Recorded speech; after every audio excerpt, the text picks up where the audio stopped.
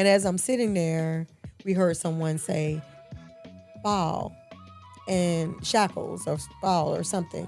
And they were like, Pamela, are they talking about you? I was like, no, I don't know any legislators. Again, I didn't know anything, Yeah. So this was new to me. I was like, I don't know anybody down there. Don't know any legislators. But when we listened, they were talking about me.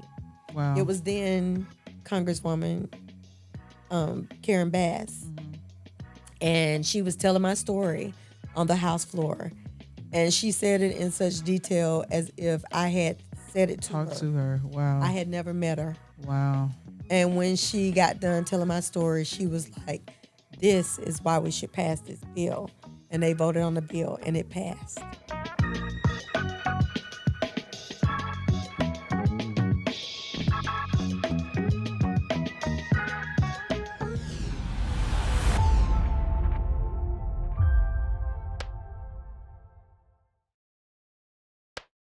Hey everyone, this is Set in Stone, our The South Got Something to Say series.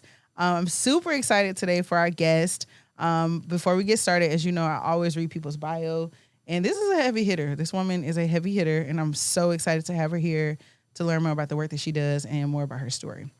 So, Pamela Winn, known as the face of dignity for incarcerated women, Pamela Winn is an activist from Atlanta, Georgia, and a single mother of 2 sons. She is an alumni of Spelman College, Emory University, Georgia State University, and Harvard Kennedy School with more than 10 years as a registered nurse specializing in women's health prior to serving a 78-month federal sentence for a white-collar crime while pregnant. During her incarceration, she was shackled, causing her to fall and miscarry, then placed in solitary confinement. Rather than diminishing her spirit, Pamela allowed the separation of her family, a miscarriage, revocation of her nursing license, and closing of her business that she experienced while in prison to empower her. 2023 Presidential Lifetime Achievement Award winner Pamela Winn is the founder and president of Restore Her U.S. America, a policy advocacy reentry organization dedicated to enhancing the health, safety, and lives of justice-impacted women with the focus on and incarcerated pregnant women. Pamela led Restore Her to spearhead the unanimous passage of HB 345, Dignity for Incarcerated Women Georgia, SB 105, Probation Reform Georgia, the Women's Care Act, CO, dignity legislation in 25 states, and language for women in federal legislation, and the First Step Act. Restore Her is a core movement partner of Southern Black Girls and Women's Consortium. Pamela is the co-founder and board president of the Georgia Coalition of Higher Education in Prison, an alliance of higher education programs in Georgia prisons that advocate for the educational rights of reentry incarcerated people. She is also the co-founder and former board president of the formerly incarcerated College Graduates Network, which promotes higher education of convicted people. Also known as FICGN, and FICGN has more than 1,000 members nationwide with 150 doctorate degrees and 5 law students.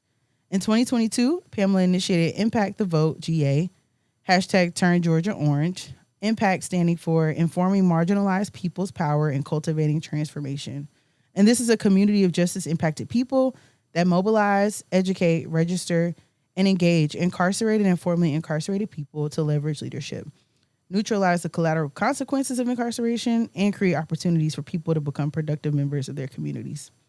Pamela also serves as a mentor for the Spelman College Social Justice Department and in partnership founded Unlocked Minds for incarcerated women that offers a book club, wellness, rehabilitation, leadership, and opportunity for secondary education. Pamela created the Dignity Leadership Alliance, also known as DLA, which is a collective of directly impacted women successfully experienced with informing policy through lived expertise that advocate for marginalized women internationally. DLA is responsible for leading major policy transformations for justice-involved women throughout the nation, including solitary confinement, shackling, and Pell Grants. Pamela served as vice president for the board of directors with the Association for Justice-Involved Female Organizations, which is also known as AJFO. AJFO is the only professional conference focused exclusively on women and girls with the criminal justice system. She also serves on the advisory council for the National Religious Campaign Against Torture, which is not known as NRCAT, NRCAT, NRCAT? NORCAT, okay, to end solitary confinement in the United States, and the Health Reentry Project, which is known as HARP. And HARP is a national organization providing information and analysis on policies to improve healthcare for people who are returning to communities. Pamela Winn completed the executive education program at Harvard University's John F. Kennedy School of Government and was elected to serve as a lifelong member to the Council on Criminal Justice. She's a national leader in anti-shackling legislation and forming policy throughout the South, assisting in passing legislation in 25 states throughout the country. She is also a part of the National Advisory Board for women who have experienced shackling while pregnant, and together they have developed a Bill of Rights for incarcerated pregnant people. Pamela also serves as a commissioner on the Women's Justice Commission, and she served on the Women's Advisory Board with Human Impact Partners, where public health officials and formerly incarcerated women collaborated to address the social detriment of criminalization. In 2017, she facilitated the Convening on Pregnancy in Correctional Settings, hosted by Pregnant in Prison Statistics, in collaboration with Change.org. Pamela has also led a petition that approximately had 200,000 signatures with an endorsement from Senator Cory Booker advocating for the dignity for incarcerated women. In her video with Media and Cut 50 currently has over 5 million views. Pamela has also been able to provide an oral and written testimony for the U.S. Commission on the Civil Rights Briefing, Women in Prison, Seeking Justice Behind Bars. And Pamela was invited to the White House for the Prison Reform Summit, as well as the Criminal Justice Reform Summit, to speak on women's issues of incarceration. She was consulted on the national legislation, Pregnant Women in Custody Act, which was introduced by Representative Karen Bass. And Pamela provided her own language regarding women in federal custody, which was instrumental in the historic passage of federal legislation, H.R. 5682, which is the First Step Act. Pamela is recognized by Forbes 50 over 50 impact list of top women leaders for social change in the United States. She's been featured in short film documents known as The Win Movie, The Box, and Counted. She's also been featured in Rolling Stone, Essence Magazine, She the People, Atlanta Magazine, Miss Magazine, Women's Republic, ATL's Most Inspiring, and Voyage ATL Magazine, and other media articles. She's also been a speaker on numerous podcasts, panels, and keynotes across the nation, including Spelman College, Harvard Medical School, Johns Hopkins, Bloomberg School of Public Health, Morehouse College, St. Olaf College, Emory University, Sacred Heart University, FSU Institute for Justice Research and Development, Association for Justice Involved in Females Organizations, Healthy Mothers, Healthy Babies, Forever Family, 2017 International Drug Policy Reform Conference, hosted by the Drug Policy Alliance, and Dignity for Incarcerated Women Roundtable with Senator Cory Booker. Wow. Pamela. Yeah. I love all of that. That's I didn't think you was going to read. I was going to read all of it. I want people to know. People need to know. Okay. That was enough. I mean, what you want me to What you want me to do? Do a short version. We're gonna do so we'll run it back. You gonna send me another one and we'll run it back. Like maybe put it in 300 words or less or something. Okay. That was a lot. I had forgot about a lot of that stuff. I was like, oh yeah, I did. That did happen. And then that's still not even all of it. Yeah, so. Yeah. I mean, you've done a lot though. Yeah, but I don't ever think about it. Yeah, because you just be in the moment. Yeah, that's real. Okay, so with all of that stuff, yes, I want to start with Restore Her, and just like your story about you serving time in prison. Okay. So like I really want listeners to just understand, really before who you were before that, because you were obviously you graduated from Spelman, a RN, a businesswoman, a mother, all those things. So can you just like tell us about the life before? Sure. So, as you heard in my bio, I'm a native Atlantan. I'm everything Atlanta, ATL. And I come from what's considered a typical Southern Black family, which means that my family was uneducated and low income. The highest education in my family was about 8th grade. And so I grew up with aspirations to change the generational dynamics of my family. Mm-hmm. So I always had like a personal checklist of things that I wanted to do. Yeah. My grandmother lived in John Hope homes, which were projects. on Spelman Lane, which is the same street that Spelman College is located on. So I grew up looking through the fence over at the college at the young ladies that were attending, and I knew that that was where I wanted to be. Wow. And so I was a first generation high school graduate, and I made it to Spelman on a scholarship there. And so I just began checking those things off on my list. So graduating high school, graduating college, being a homeowner, owning a business. And at the point where I had checked all of the boxes, all of the things that I had wanted to do as a little girl growing up, I had done those things. Yeah. So I was feeling very accomplished. I felt like I was at my peak, at the top of my life, top of my game. Everything, life was great. Yeah. Until things weren't. Yeah. So can you, I guess obviously what you're just saying, there was just a moment when like the world you thought knew disappeared. Yes. Can you take us through that moment when you Sure. realized that like life was about to change forever? So I owned several businesses. One of those businesses was a perinatal service. And with that perinatal services, we provided services to physicians of their obstetrical patients. And what we did was... That's a big word. What? What? So in layman's terms, we provided services for women that were pregnant. Okay, cool. And so, there's a population of women, marginalized women, that don't have resources. And these women usually rely on the people that they interact with most to assist them with their socioeconomic issues. Yeah. And in that case, pregnant women, that didn't have, they see their OB on a regular basis. And so they would, bring these things to them.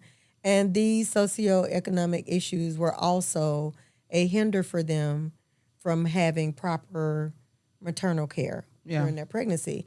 Because if you don't know where you're sleeping tonight, or if you don't know what you're going to eat or what your kids are going to eat tomorrow, you don't have time to go to a monthly OB visit to get your stomach measured and that. You're trying to survive. Right.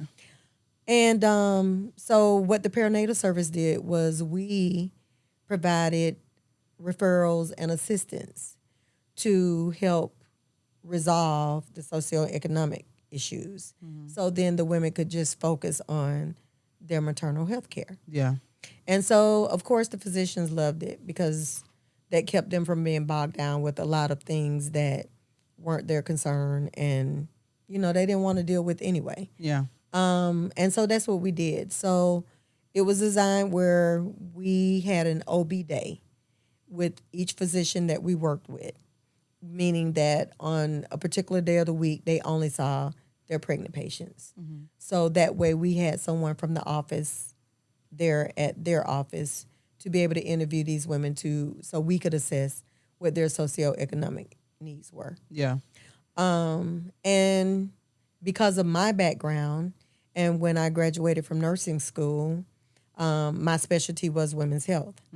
And my first job was at Southside Healthcare, which was a community clinic in the marginalized area of Atlanta. So I already had experience with working with these women as well as a relationship with the physicians that care for these women. Right. So I basically, when I started it, already had, clients and, physicians that were working with me. Right. So each week we would receive a fax of upcoming patients for the following week. So we would know who we would be seeing. Well, coincidentally, the state health department also decided to have these services as well. So we were looked at as a private provider.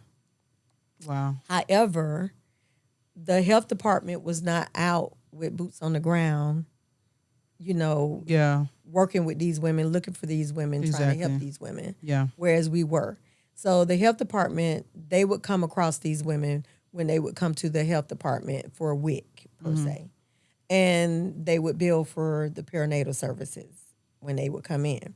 So after noticing that we weren't getting paid for a lot of our patients, I called in to, I think it was ACS at the time that was handling the payments, the billing, and explained to them that we were not paid for some patients, that we had documentation and referrals to show that these were legitimately our patients. Yeah. And their response to me was that they didn't have time to review paperwork to see what patient belonged to who. Yeah. They billed whoever, submitted first. Yeah. So for me, being an entrepreneur and pretty much being self-taught, not having anyone to mentor or guide me in running my business, I didn't have anyone that I could like per se call and say, hey, I'm having this issue, what's the best way to resolve this? So I did what I had done all my life, is figure it out on my own. Yeah. And for me, figuring out meant telling my staff, well, instead of waiting until we get to the doctor's office and see these young ladies, when we receive the referrals ahead of time, just go ahead and bill when we receive the referrals. Yeah. What I did not anticipate is, what if a woman didn't show up for the appointment and we had already billed? Oh, okay. Okay. And so now we hadn't seen that person. Yeah. So it would be our responsibility to make sure that if they didn't show up to follow up Yeah. and see them. But I wasn't thinking about that. Mm-hmm. And what ended up happening was one of the health department's program got closed down because we had all the patients. Yeah. And so there was a knock at the door. I was told that it was the state coming to do a state audit. What I knew about that was in my contract, there was a clause that said that we weren't due for an audit until we had been in business at least 3 years. At this point, it was only a year and a half. Mm-hmm. So I thought it was odd that I was being audited, Right. so early. But also I'm not, in my head, I'm like, I have nothing to hide. So come in, do the audit. Yeah. At that time, we had 2,500 patients.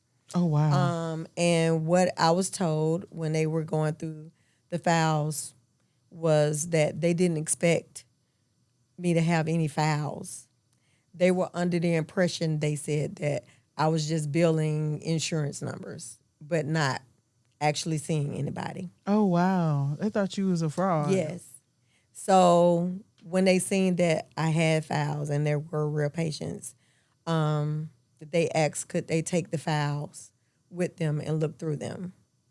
And again, I don't know any better, and I let them do that.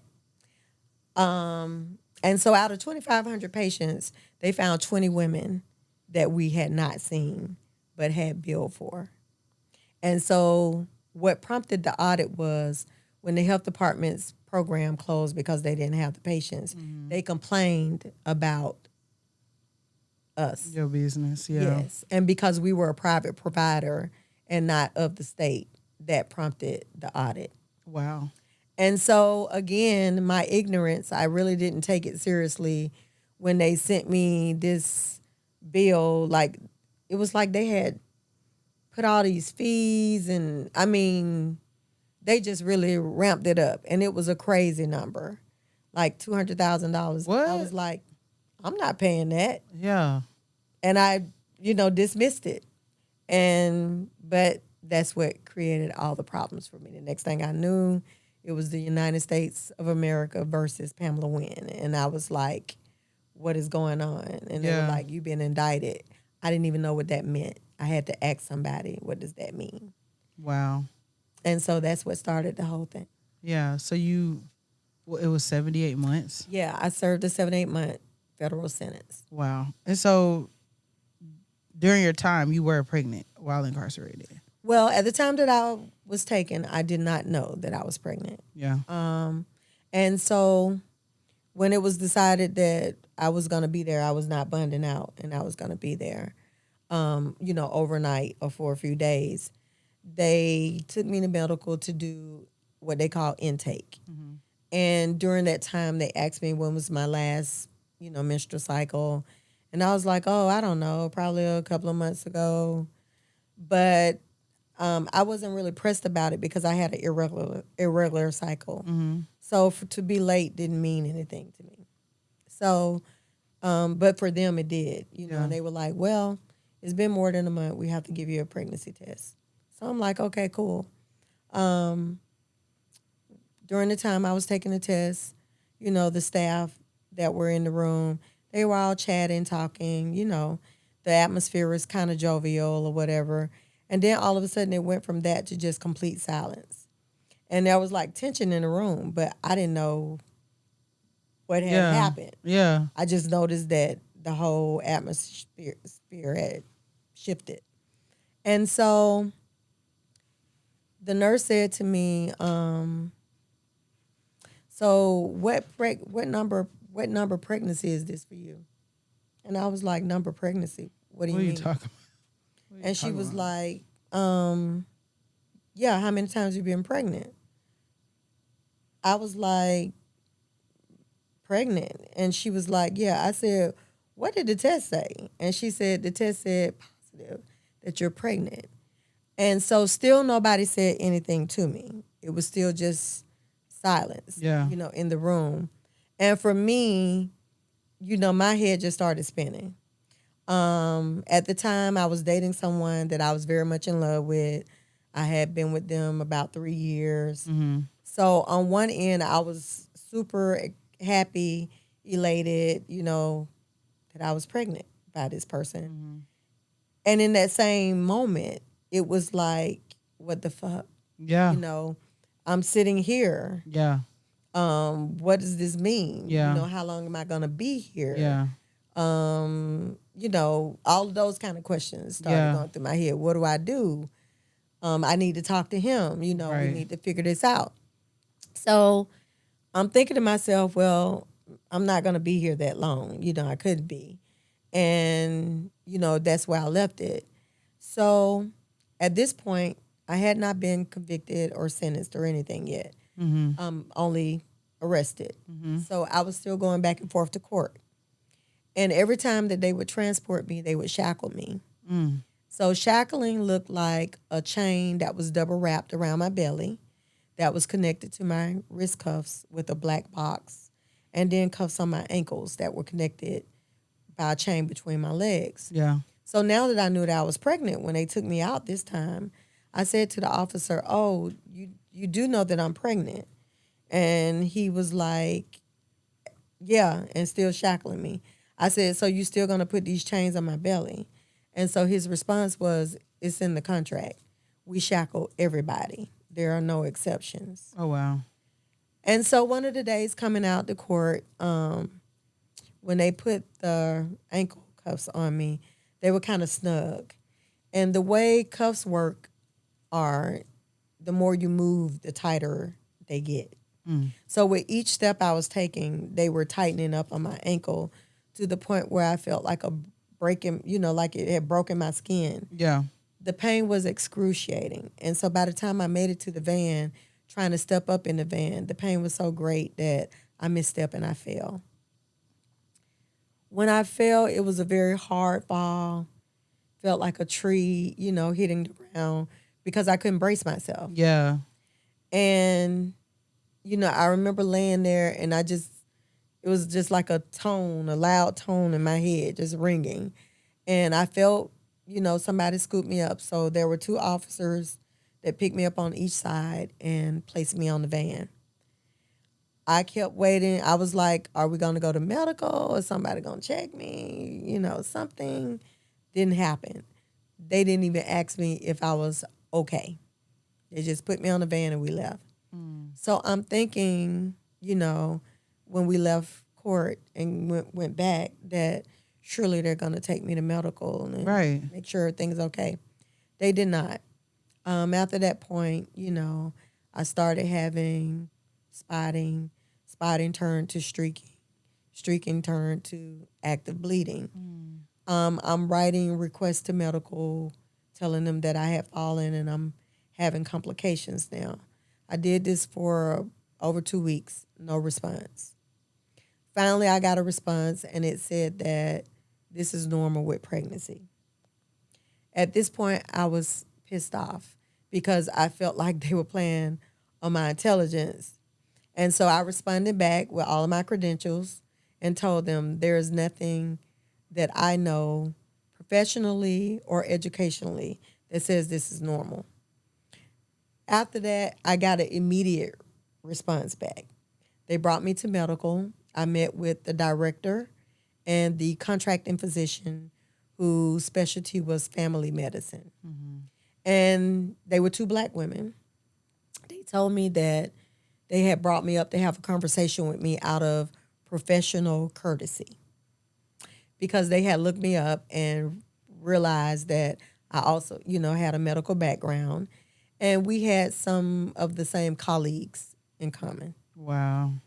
And so that made me upset because it let me know that if I was any other woman, I would still be sitting back there. Yeah, absolutely. And so out of professional courtesy, they wanted to let me know that there was nothing that they could do for me. So I'm questioning, what does nothing mean? Does nothing mean you don't have a Doppler here? No kind of equipment? They were like, no. Okay, does nothing mean you don't have a contract with an obstetrician? No. Does nothing mean, so by the time I try to get the third question out, they were like, nothing means we cannot even offer you a prenatal vitamin. We can do absolutely nothing. This facility was built for men. We didn't expect to have women, and definitely not a pregnant woman.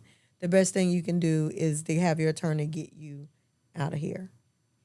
So I relayed the information back to my attorney, but the prosecutor still refused to give me a bond. And so I wrote back to medical and told them that, I needed to have a conversation with them based on my conversation with my attorney. They brought me back up, and I told them they won't give me a bond, so I'm not going anywhere. So now what do we do? So their solution was to submit a request to the marshals to take me out to be seen. And they did that, and the request was approved. However, the turnaround time was 4 weeks. So it was like 4 weeks later before we got that approval. Wow. So now we're talking about 7-8 weeks since this happened. Right. The request was to take me to the ER. When we got to the ER was like, this happened almost 8 weeks ago. It's not an emergency. And she doesn't need to be seen in the ER. She needs actually a perinatologist because since she's falling and having complications, and plus she's in the jail, she's considered high risk. And they offered, to call someone for me that they could take me to, but the officers were like, no, we only got approved to come here. So we have to take her back. Yes. And they even brought me to the ER shackled still. So they took me back to the facility. We did another request for me to see an obstetrician. They took me back out. We got there. How long was that request? It was another 4 weeks before we got approval. So this is another 4 weeks later. Wow. So we get to the office. The first thing she says is that I need a stat ultrasound so I can know the status of your baby. However, she didn't have an ultrasound machine in her office. But she was located on the hospital grounds. Mm-hmm. So she said to the officers, if we could walk across the parking lot, I can give her the ultrasound. They said, no, we were only approved to come here to this office. Can't allow her to walk across the parking lot to the hospital. So they took me back. Another request, another 4 weeks for approval. This time we went to the hospital. I got the ultrasound. However, the physician didn't do it. A technician did it, and they're not qualified to read them. So I got the ultrasounds, but I didn't know the results. So we had to do another request to bring me back to the obstetrician. So those last 4 weeks, I didn't make it. Every night at 10 o'clock, they would lock us down in our cells. And there was also no water, drinkable water in the pod. The water that was coming out of the water fountain was brown. And they were supposed to bring like water, fresh water and ice in every day, but it depended on the officer. This particular day, they hadn't brought anything. The beverages that they served with our food came in purple, orange, and red. Had a very sugary aftertaste. So I knew it wasn't anything good for my baby. So I didn't drink that. Yeah. So this particular day, I hadn't drank anything at all. And at 10 o'clock when we got locked down, I started cramping. And I knew it was probably because I was dehydrated. Yeah. So I went to the sink. I started drinking water out of the sink. But the cramping got a little stronger. So I decided that I would just try to lay down, go to sleep. And when I wake up in the morning, hopefully we would have fresh water in the pod. Yeah. I did fall asleep, but I was awakened by the pain. My cramping had turned into contractions. I could feel my baby literally balling up in my belly. So now I'm afraid, for my baby. So I got up and I'm back at the sink. I'm drinking as much water as I can. And we're talking about a sink that's connected to the toilet. Yeah. So this is not water that I wanted to drink. Mm-mm. But, I was concerned about my baby. So I'm going to do what I need to do. Right. And as I'm drinking the water, I felt a warm gush between my legs. But the cell is dark. There are no lights. There was like a window, like a little slit at the top of the cell. And the light that shone through it just kind of shot over the top of your head. Everything else down below was dark. So I couldn't see what it was, but, my mind and, my professional experience was like, just lay down, squeeze your legs tight, and, hopefully somebody will come check on you soon. Because there are no call buttons. There's no way to reach an officer or anything. You just basically have to wait for them to make rounds if you're having a problem. So I lay there. The pains were getting worse. I was crying. There was a woman in the room with me. I woke her up. She heard me. She asked me what was going on. I told her it was something wrong, with my baby. So she went to the door. She began screaming through the crack of the door to the other women saying, there's something wrong with Pam. There's something wrong with her baby. We need help. I could hear all the women banging and screaming, trying to, get the attention of an officer. It seemed like it was forever before anybody came. When somebody finally did come, it was after 2 a.m. And when they opened up the cell door, the gush that I felt between my legs was blood, and it was blood everywhere. So now I was concerned about not only my baby, but my own safety now at this point. I was on the top floor. I had been asking them for months to move me to the ground. They never did. And now they were asking me if I could walk down the steps. That made me very angry. I remember cursing and just going ballistic on them. I was like, I'm not walking anywhere. You got to figure this shit out because I've been asking y'all to move me to a bottom floor. But they figured it out. They got a stretcher up there, got me down. And then I had to listen to the officers and the medical staff debate about what to do with me. The officers wanted to call the marshals. The nurses wanted to call 911. And I'm steady bleeding. My blood pressure was steady dropping. And I'm asking them, can y'all just please call 911 and get me to the hospital? The nurse took me back to medical. She called the doctor. I don't know if she was a new nurse or just had not been in an emergency situation or not familiar with working with pregnant women. But she was real lackadaisical on the phone when she was talking to them. Oh, she's here. Yeah, she's bleeding. Oh, yeah, her blood pressure is low. And I'm looking like, so now I can see, I have a clock I can see, and I was keeping up with everything. Mm-hmm. And so I'm in the background screaming, I'm contracting. They're coming every 2 minutes. They're lasting this long, that long. And the doctor could hear me. And she told the nurse that I was a nurse as well and to just listen to whatever I said. And so the nurse asked me, what do I need to do? I was like, call 911 immediately. So she did. I got to the hospital. The marshals met me at the door and immediately shackled me, by my wrist and my ankle to the bed. And that's how I remained for the duration of my miscarriage. I had two male officers standing between my legs that refused to give me any privacy.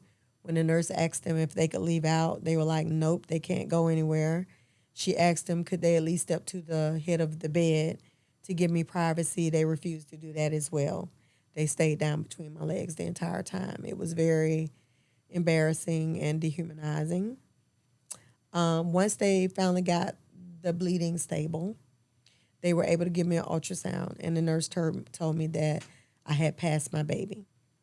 And, I remember her coming to my bed, looking all through the linen, trying to find my baby.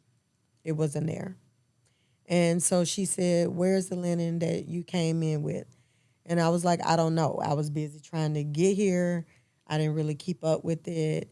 And then one of the officers was like, oh, yeah, we got it. It was there. We throwed it in the trash.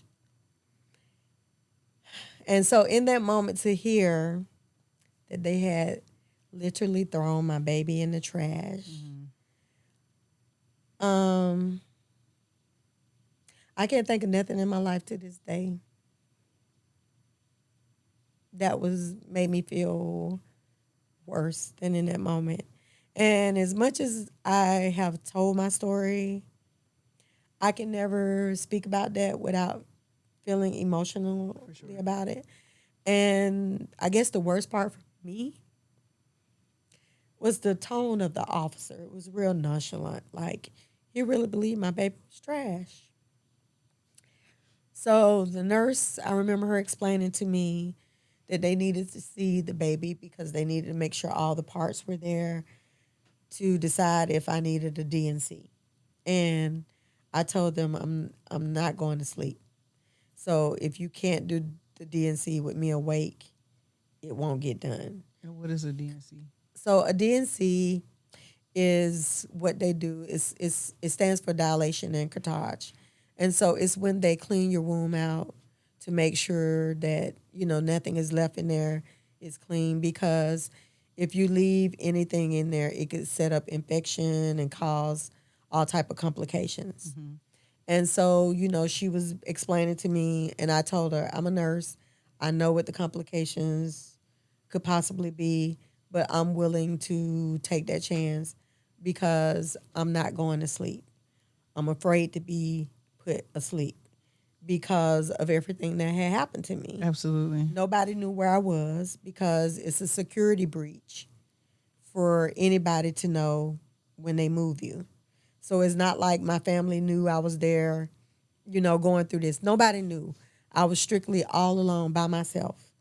And thus far, they had not been doing a good job where I trusted anybody to put me to sleep. Mm-hmm. And so I told her, I'm not going to sleep. Nobody's not going to put me to sleep. I got two sons at home waiting to hear from me. And these people are not going to tell my story. Yeah, they're not. They're not. And so I refused the DNC. They took me back to the facility. And when they took me back, they put me in solitary confinement and called it medical observation. And my question to them is, what are you observing? You've already let me know, and you've definitely showed me that there's nothing you can do for me. So if something happened, you know what? And I stayed in solitary for about 8 months, all the way up until all of my court proceedings, and they designated me to a federal facility and transferred me there. I stayed in solitary. Wow. And so that was hard because the last thing that had happened to me was losing my baby. Absolutely. So I just kind of replayed that over and over and over and over in my head. And each scenario thinking, should have did this, could have did this, Yeah. All of the things, all of which ultimately led to this is all my fault because I got myself here. So everything was me, everything, But in that moment of grief, because that's hard. That's so hard. Mm-hmm. That's hard. Because you had just suffered a loss. Like, the last thing you need to be is by yourself, you know? So I guess like, what were your thoughts about the system that allowed you to go through this? Like, what were your, and then to know So that, like, the point you made earlier about, like, had I not been a registered nurse, this could have went totally different. yeah. So what were your thoughts along that line, you know? In the moment, my only thoughts were with my boys Yeah. because I knew that they were waiting to hear from me, and it had been some days, since I had been able to call them or whatever. And honestly, that's pretty much what kept me like intact enough to make it through solitary confinement. Yeah. Was trying to stay strong from my boys. And at this point, I'm still not thinking anything about the system. All I'm thinking is I got to get past this. I got to get back home. And I was still at the beginning because, like, right now at this point, I hadn't even been sentenced yet. So I hadn't even heard that I'm going to be there 78 months. Yeah. I'm still holding on to I'm going to go home soon. And it's going to be a nightmare and I don't have to think about this no more. Yeah. And then eventually to get sentenced to 78 months and know that I'm not going home no time soon. And I still got to deal with all of this. Yeah. And even in that, I still never really dealt with it because, again, I had two sons at home, Right. 14 and 16. I didn't have support, I had a couple of friends helping out as they could. My grandmother did what she could, but I took care of her. Yeah.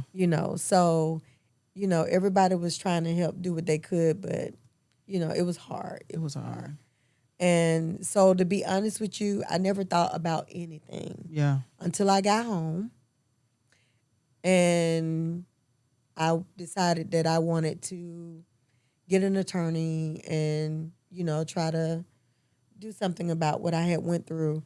And then I was told by them, there's nothing you could do. The statute of limitations had expired. You should have started working on this while you were inside.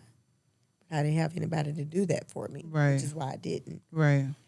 And so then I heard about organizations, that were advocating for these kind of issues. Spoke to a couple of organizations. This is in Georgia. And they basically told me that they had been working on shackling legislation for over 12 years, had never been able to get a committee hearing, and they were just exhausted, done with it. And so from that point, I just started talking to different people, trying to find out, what they were doing, how things work, because I had never been in, in that arena or doing that type of work before. Yeah. So I had no knowledge of it. Right. And for me, my family, what I came from, nobody voted. Nobody was concerned about politics. So I knew nothing about it. Right. You knew nothing. Nothing. Nothing to the point where I thought the only time you had to vote was for the president. Yeah. I knew nothing about local elections, none of that. Yeah. Just we vote for the president. Yeah. That was it. Yeah. So yeah, absolutely nothing. Yeah. And now I decided that the best thing or the biggest thing that I could do to show them that there was something I could do was change the law. Right. Not knowing nothing about how all of that went. Yeah. So I just started educating myself. I started getting involved in different fellowships where I was learning and being trained. I had a group of women that had passed legislations in their states bring me with them for a weekend and kind of gave me like a mini course on what they had done and how they had gotten things passed in the states that they were in. And that's when I started the petition with change.org. Yeah. And told my story, and I got a big response from it. Senator Booker saw it. He responded on it. Yeah. He reached out to change.org to get my contact information. He brought me to Capitol Hill. At that time, he, former Vice President Kamala Harris, and Elizabeth Warren, had a bill called the Dignity for Incarcerated Women Act. And he explained, and he gave me my first lesson in politics, which was that bill was not going to do anything. It was going to die because the three of them had planned on being on the next presidential ticket. So they were not going to allow that bill to pass and give them any momentum to go into a presidential race. Wow. And he was absolutely right. The bill did nothing. Wow. Nothing. I don't even think people even heard of it. Wow. So that was my lesson in first lesson in politics. Wow. It's politics over the people. Yeah, clearly in that moment. Clearly. Yeah, in that moment. But that didn't deter me. While I was in DC, I ended up meeting Jessica Jackson and Van Jones.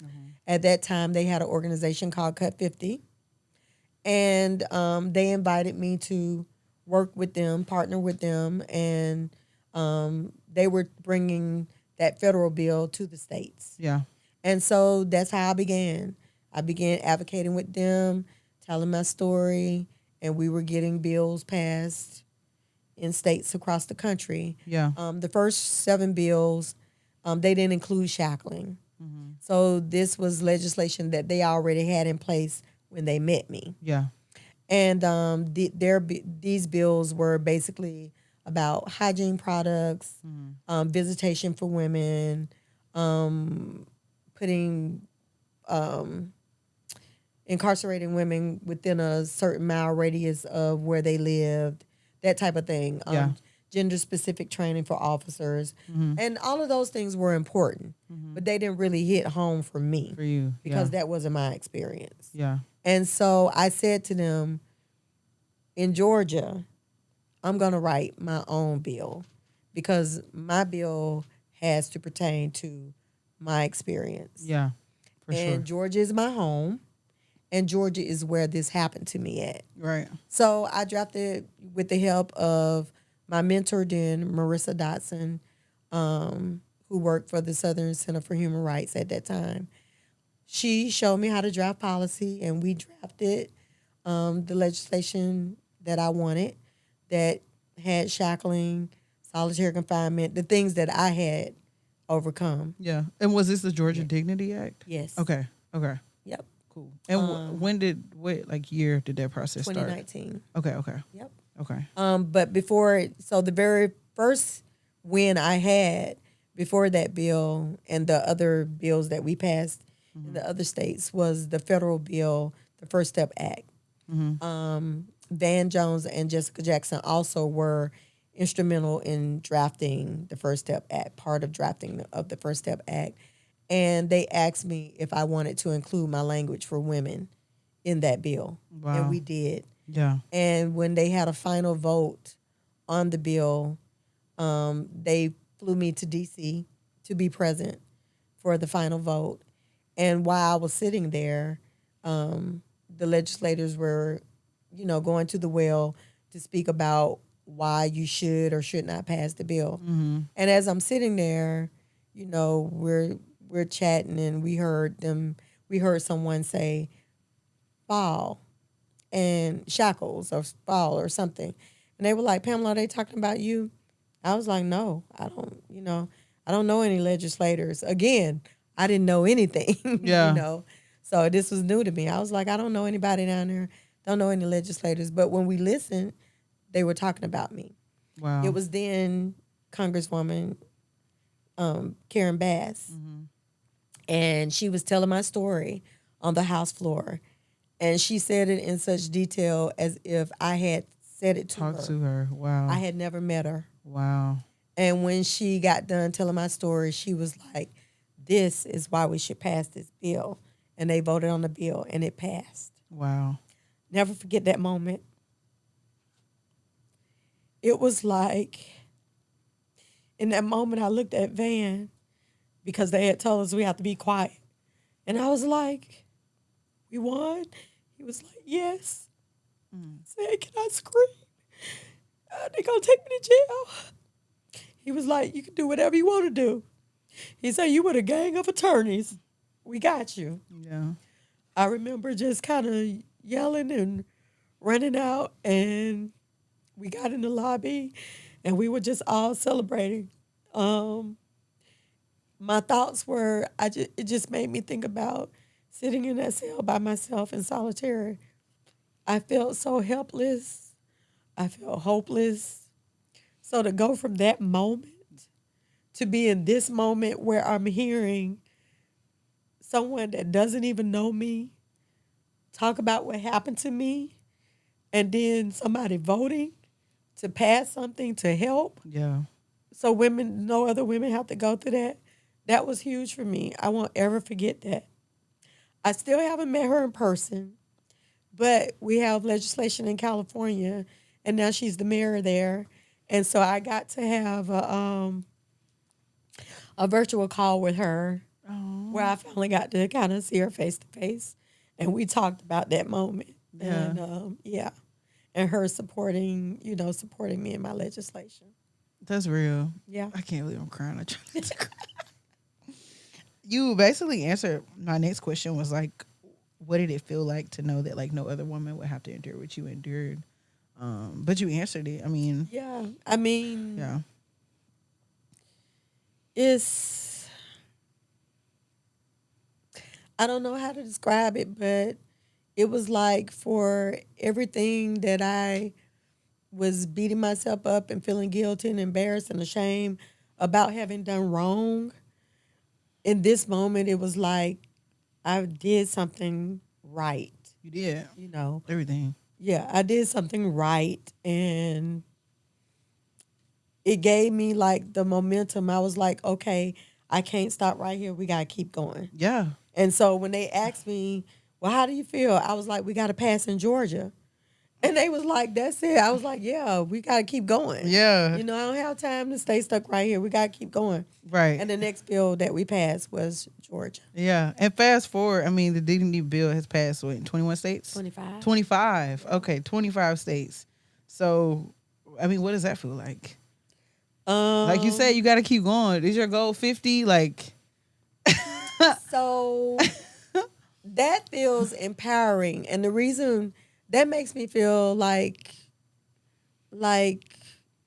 Superwoman. And the reason why is because it's not just me. yeah. Because when we work on the bills in the other states, Yeah. I work with other women Yeah. just like me Yeah. who have went through the same things that I have gone through. Mm-hmm. And so we do it together. Yeah. And so that gives it like a whole, Another meaning. yes. Yeah. Like, for example, in North Carolina, when we passed the bill in North Carolina, my good friend, she's like a sister, Christy Puckett, she was also pregnant and incarcerated, and at the time working with ACLU there in North Carolina, and worked on the North Carolina bill. Yeah. And when it passed, when I went up for the governor to sign the bill, she and I took a picture with him, and we're both flanking him.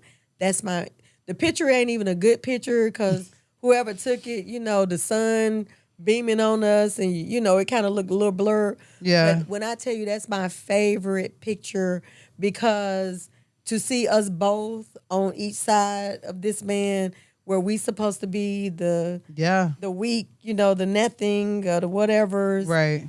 and here we are in this moment, and he's signing a bill for us that Right. we advocated to pass him for. That's my favorite picture. Yeah. That's so cool. I love that. With the organization you found Restore Her, Yes. you guys obviously do more than just fight shackling. Yes. Can you help us understand what system impacted women really need when they come home? Can you just talk about a little Sure. bit about the CARES Act Yes. and things like that? So my organization, Restore Her U.S. America, is based on policy advocacy. Because for me, like I said, I felt like that was the biggest way I can make the biggest impact on what had happened to me, is to change the laws. Right. So the Dignity campaign was like the first campaign that we did, and it's thus far the biggest, 25 states. However, in passing those bills where women are not to be shackled, not to be placed in solitary confinement, implementation has not been good at all. And so we still get a lot of calls of women still occurring to women in states where we have passed the law, changed the laws. Right. And so that prompted me to write a second piece of legislation called the Women's Care Act. CARE is an acronym for Childbirth Alternatives, Resources, and Education. And the whole purpose of this bill is to remove pregnant women out of the prisons and jails to end prison birth. And the reason why that's important to me is because, one, like I said, poor implementation of the laws that we have passed. But two, because we know, I mean, it's in the data, it's anywhere that you read. The jails, the detention centers, the prisons, they cannot adequately care for a pregnant woman. Yeah. So the way the bill is designed is it defers a woman's sentence until a minimum of 12 weeks up to 12 months postpartum after she has her baby. And then she serves her time. Okay. We were successful in passing the Women's Care Act in Colorado in 2023. Oh, wow. And those women get up to 12 months. That's before they have- amazing. yes. That's amazing. And so that's what we're working on now. We've introduced it in California, Alabama, Georgia, North and South Carolina. Okay. And how? And so those are states we're working. We have been successful enough to pass committee hearings. California, we passed the public safety hearing. Alabama, we passed judiciary hearing. In Georgia, we actually made it all the way through until the final vote in the Senate, but ran out of time on the last day on Sunny Die before we got a final vote. So we have to Do it again. do it again. Yeah. North and South Carolina are the newest. We're just getting started there. So right now we're just in the process of educating everybody so they understand the bill. Right. So what's your website so people can? My website is restoreher.us. Okay. And then if people want to contact Restore Her, what's the Anyone that wants to contact us, they can email us at info@restoreher.us. Social media, Instagram and X is at Instagram and Facebook is at restoreher.usa. X is at restoreher_USA. Okay. So I just got one last question. I'm going to try to wrap it all in one. Okay. So we've obviously traveled from you being a successful registered nurse to incarceration, to unfortunately losing your child, to changing laws, to international recognition, which we didn't even get into that, but it's okay. It's okay. And so like you just turn your deepest pain into other people's protection. Yes. And so two parts. If someone wants to take one thing from your story, what would it be? And then what do you want people to remember most about why this work matters? Two things from my story. What would it be? The first one would be fight like hell. Feel like I've been fighting like hell all my life. For real. And everything that I endured during my incarceration just gives me the energy and the momentum and the motivation to continue to fight like hell for what's right for women so they don't have to go through this.